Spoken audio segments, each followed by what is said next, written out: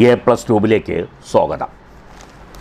സ്വർണ്ണ പണയ വായ്പ സംബന്ധിച്ച് വളരെ ബുദ്ധിമുട്ടുള്ള ഒരു തീരുമാനം അടുത്ത കാലത്ത് റിസർവ് ബാങ്ക് സ്വീകരിച്ചിരുന്നു. ഇതിനെ സംബന്ധിച്ച് വ്യാപകമായ ആക്ഷേപം ഉണ്ടായതിൻ്റെ അടിസ്ഥാനത്തിൽ ഇപ്പോൾ അക്കാര്യത്തിൽ നിന്നും റിസർവ് ബാങ്ക് പിന്നോട്ട് പോയിരിക്കുകയാണ്. സ്വർണ്ണവിലയുടെ 85% വായ്പാ തുകയായി ലഭിക്കും. എന്നാൽ ഇത് നേരത്തെ ലഭിക്കില്ല എന്നുള്ള തീരുമാനമാണ് RBI എടുത്തിരുന്നത്. എന്നാൽ 85% വായ്പ ലഭിക്കുന്നത് 2.5 ലക്ഷം രൂപ വരെയുള്ള സ്വർണ്ണ പണയ വായ്പകൾക്ക് മാത്രമായിരിക്കും. അതിൽ കൂടുതൽ ഉണ്ടെങ്കിൽ ഈ ഉപകാരം ലഭിക്കില്ല എന്നുള്ളതും കൂടി ഓർത്തിരിക്കേണ്ടതുണ്ട്. നിലവിൽ 75% വായ്പയായി നൽകിയിരുന്നത്. ലോൺ ടു വാല്യൂ അഥവാ LTV പരിധി എന്നാണ് ഇത് പറയുക. ഇപ്പോൾ 1 ലക്ഷം രൂപയുടെ സ്വർണം പണയം വെച്ചാൽ 85,000 രൂപ വരെ വായ്പ ലഭിക്കും എന്നുള്ള തീരുമാനമാണ് ഉണ്ടായിട്ടുള്ളത്.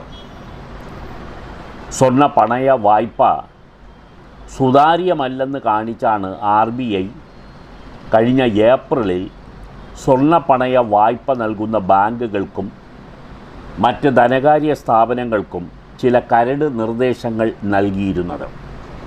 ആ കരട് നിർദ്ദേശത്തിലാണ് വായ്പയ്ക്കായി ഈടുവെക്കുന്ന സ്വർണത്തിൻ്റെ മാർക്കറ്റ് വാല്യൂവിൻ്റെ 75% മാത്രമേ വായ്പയായി നൽകാവൂ എന്നും ക്രെഡിറ്റ് സ്കോർ നോക്കി മാത്രം വായ്പ അനുവദിച്ചാൽ മതിയെന്നും വായ്പ എടുക്കുന്നയാൾ ഏത് ആവശ്യത്തിനാണോ എടുത്തത് അത് പാലിക്കുന്നുണ്ടെന്ന് ഉറപ്പ് വരുത്തേണ്ടതുമുണ്ടെന്നും കാണിച്ചുകൊണ്ടാണ് ബാങ്ക് സ്ഥാപനങ്ങൾക്കും മറ്റ് ധനകാര്യ സ്ഥാപനങ്ങൾക്കും RBI നിർദ്ദേശം നൽകിയത്. ഇത് സാധാരണക്കാരായ നിരവധി ആളുകളെ ബാധിക്കുന്ന വിഷയമാണെന്ന് ബോധ്യപ്പെടുത്തതിൻ്റെ അടിസ്ഥാനത്തിൽ കേന്ദ്ര ധനകാര്യ മന്ത്രാലയം റിസർവ് ബാങ്കിനോട് നിർദ്ദേശിച്ചതനുസരിച്ചാണ് ഇപ്പോൾ പുതിയ തീരുമാനത്തിലേക്ക് RBI വന്നത്. മറ്റ് ചില തീരുമാനങ്ങൾ കൂടി ഉണ്ടായിട്ടുള്ളത് ചെറുകിട വായ്പ ഇടപാടുകാരുടെ ക്രെഡിറ്റ് സ്കോർ പരിശോധിക്കുന്നത് ഒഴിവാക്കുക എന്നുള്ളതാണ്. പുതിയ സ്വർണ്ണ വായ്പാ നിയമങ്ങൾ ഓണർഷിപ്പ് സംബന്ധിച്ച് വ്യക്തത നൽകും.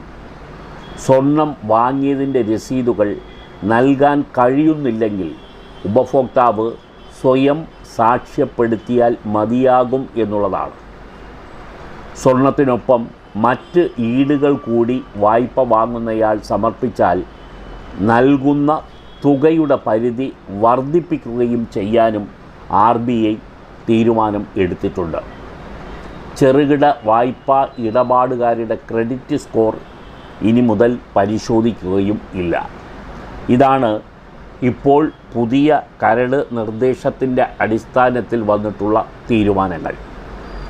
85% വരെ വായ്പ ലഭിക്കും എന്നുള്ള പുതിയ തീരുമാനം ശരിക്കും 2.5 ലക്ഷം രൂപയുടെ പരിധിയിൽ നിർത്തി എന്നുള്ളത് മാത്രമാണ് ഇപ്പോൾ പറയാവുന്ന ഒരു ന്യൂനത.